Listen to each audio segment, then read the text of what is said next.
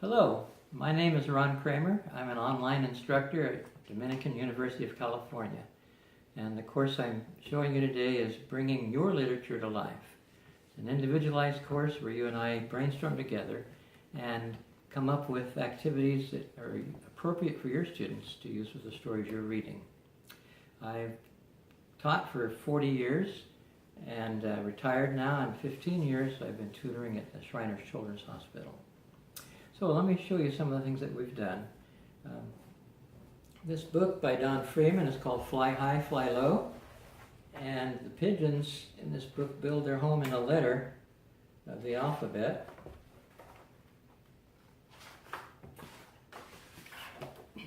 And after we read the story, then I asked my children to choose a letter of the alphabet, and they had to go out and gather nesting material. And I gave them a press-applied dot which they cut in half and put in there to make their nest. The idea of the course is to put the children either in the place of the main character, like those pigeons, or as the author. William Steig wrote a book, The Real Thief, which is part of our literature program. But he also wrote a puzzle book called CDB. And these two children are looking at a flower, and there's a bee landing on it, and the boy says, "See the bee?" As I read the story to the children, I had them keep a glossary list of all the CDB words that they were hearing, and then we made our own CDB book. They each contributed a page. Like this one says, KTSNDLF8er. And it's all license plate language, letters, and numerals. And so they became the author, just like William Steig.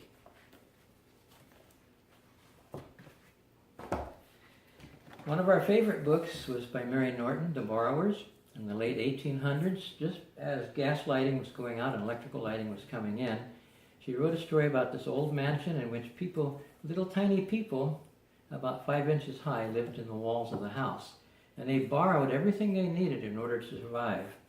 And after I read that book to them, I sent my children home to become borrowers. And I said, no plastic TV sets, nothing, it all has to be real, has to work. And I said, I don't want you doing anything with fire. We had talked about how to use a sardine can as a stove, and so I built this, and I said, I get to do the kitchen, you do the rest of the house, and we stacked them all up and made a big borrower's condominium. And this fireplace works, it draws. Snowflake Bentley was also in the late 1800s, and he was using a very simple camera, and he was photographing snowflakes. He started out at the age of 17, and he continued to do it until he died in his mid-60s. Sadly, he caught pneumonia in a snowstorm as he collected snowflakes and died. So then I had my children cut out snowflakes, and there's a chart where we can sort them out, whether they're double snowflakes or triangular. There's all and plates. There's many different kinds of snowflakes, as explained in this book. Another activity is to do a pinhole camera, and so the children can see the principle of how that works. Also, Swiss Family Robinson is another book that we have used, and in the story, one of the problems they have to solve is shelter. And so we tried building tree houses in little limbs, but also for some of the farmhouses, we tried building other kinds of structures out of toothpicks. This is called a cribbed roof.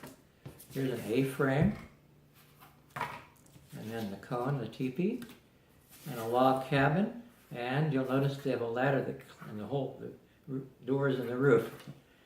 This is one we studied when we were looking at the houses in Thailand, and it was up on poles so snakes couldn't get into their house. So we explored a lot of different kinds of shelters. Charlotte's Web is an old standby, and it's kind of a tearjerker when Charlotte dies. And at the end of the story, you have the children weave their own web for Charlotte. It's called a God's Eye. And so I invite you to enroll in this class if you're interested. And again, you do not have to use these materials. I'll be delighted to work with your curriculum and help you design activities that bring your literature to life. Thank you.